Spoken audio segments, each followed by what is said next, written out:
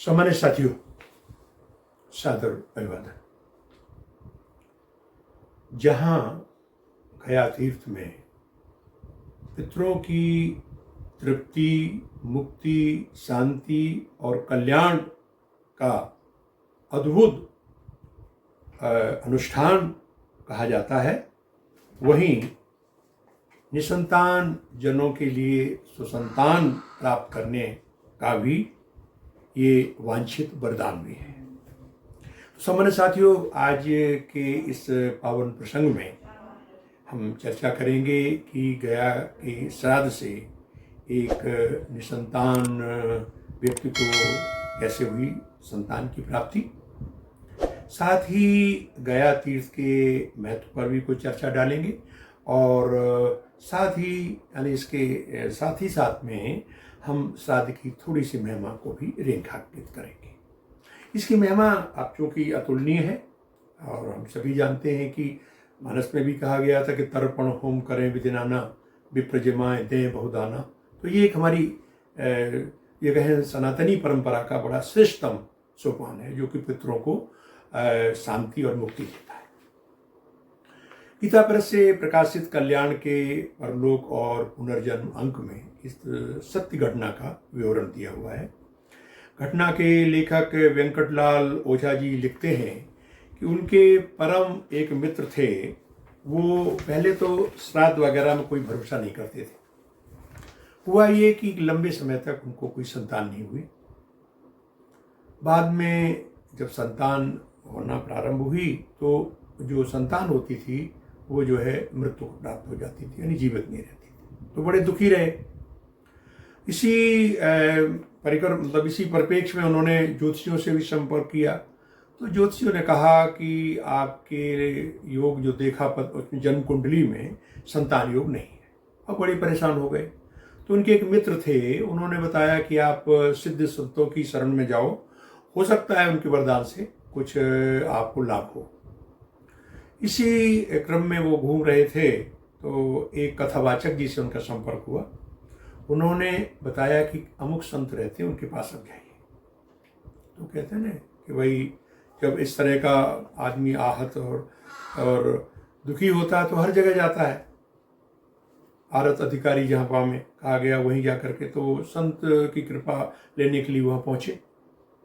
संत ने इनकी पूरी बात सुनी और ध्यानस्थ होकर उन्हें परामर्श दिया कि आप गया जाइए और अपने पूर्वजों का विधिवत पिंडदान कराइए। इससे निसंदेह आपको संतान की प्राप्ति होगी। संत की बात पर भरोसा करके वो गया गए और सौभाग्य से वहाँ एक ऐसे सुविज्ञ कर्मकांडी विद्वान पंडित मिल गए जिन्होंने गीता प्रेस से प्रकाशित तीर्थांक जो है उसमें जो विधि बताई गई है श्राद्ध की, उसके मुताबिक इनकी श्राद्ध की पूरी क्रिया संपन्न कराई। और हुआ भी वही कि 1 वर्ष बाद उनको संतान की प्राप्ति हो गई। तो ओझा जी लिखते हैं कि इसके बाद संतान का सुख उन्हें मिला। सामान्य साथियों, मैं यहाँ ये भी बताना चाहूँगा कि मेरे एक परम आत्मीजन हैं जो बिहार के रहने वाले हैं, दिल्ली के एक बहुत ही संभ्रांत संस्थान में कार्यरत हैं। उनको भी संतान नहीं हो रही थी। तो 1921 में जाके उन्होंने गया में श्राद्ध किया और 22 में उनको भी संतान की प्राप्ति हुई। ऐसे ही मेरे एक अभिन्न मित्र हैं जो सहायक निदेशक पद से शासन से सेवानिवृत्त हुए। उनके छोटे बेटे को भी संतान नहीं हो रही थी। मैंने ही उन्हें ये तमाम जो उद्धृत थे, उपाख्यान थे, पढ़ के उनको राय दी कि आप क्या करके गया में श्राद्ध करें। और वो गए और उनको भी, उनके छोटे लड़के को भी पुत्र रत्न की प्राप्ति हुई, संतान की प्राप्ति हुई। इस तरह से मैं ये कहना चाहूँगा कि गया पितरों के शांति, मोक्ष और कल्याण के लिए तो है ही, साथ ही ये जिनके निसंतान लोग हैं उनको संतान भी प्रदान करता है। अब मैंने जैसा आपने कहा था कि गया के महत्व पर कुछ प्रकाश डालेंगे। तो सामान्य साथियों, गीता प्रेस से प्रकाशित कल्याण का जो अभी का अंक आया है, इसमें बहुत अच्छा लेख दिया गया है गया के श्राद्ध के ऊपर। इसमें पूरा विवरण है कि कैसे जाएं, क्या करें, कहाँ कहाँ स्थान है जहाँ श्राद्ध किए जाते हैं, पिंडदान किया जाता है। हुआ ये था कि गया नाम का एक राक्षस था, विष्णु का परम भक्त था। उसने कोलाहल पर्वत पर बहुत ही कठिन तपस्या की और देवताओं से अजय हो गया। जब उसकी तपस्या की गति और बढ़ी, देवता भयभीत हुए और ब्रह्मा जी के पास गए।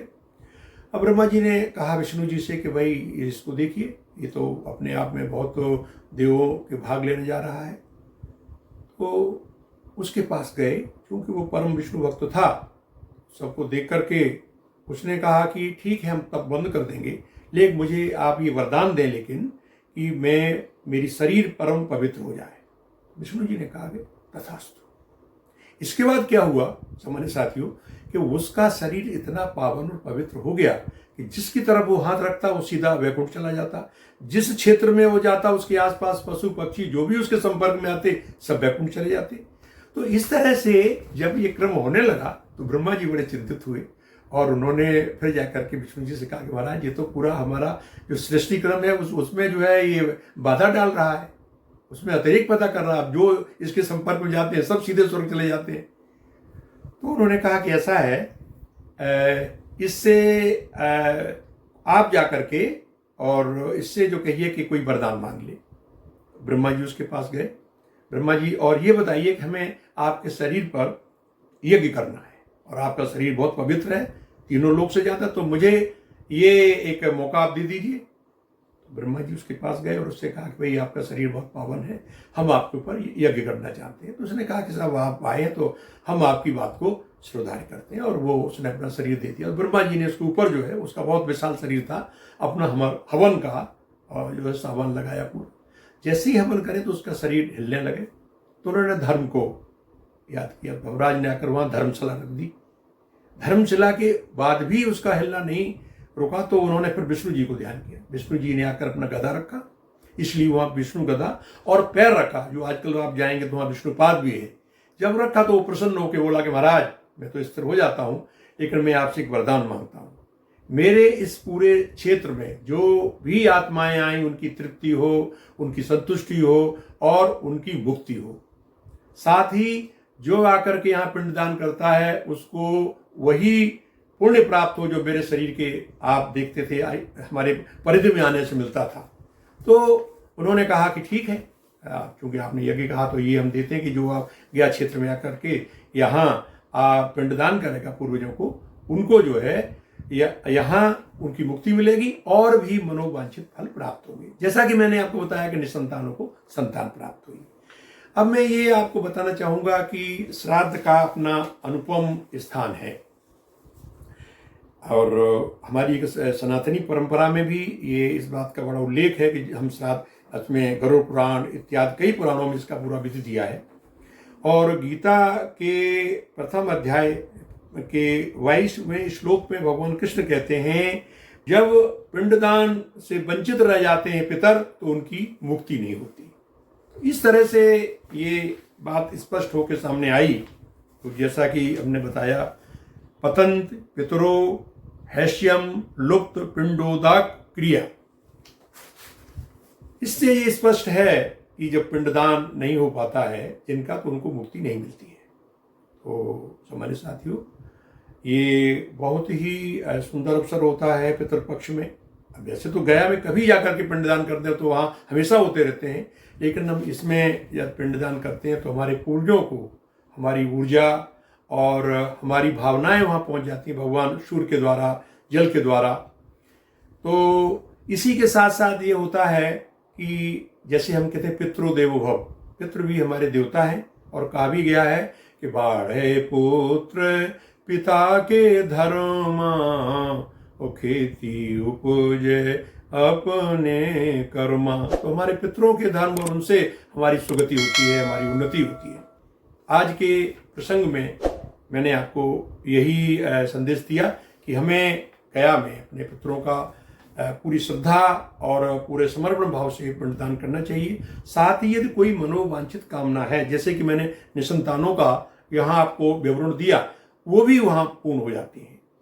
अगले कड़ी में मैं प्रयास करूंगा एक ऐसा आपके सामने वृत्तांत दूंगा शास्त्र संबद्ध, जिसमें देखा गया है कि पितर आकर के किस तरह से भोजन आदि ग्रहण करते हैं। तो अगले जो अंक होगा उसमें हम इस पर चर्चा करेंगे। आज सामान्य साथियों यही। पितरो देवो भव।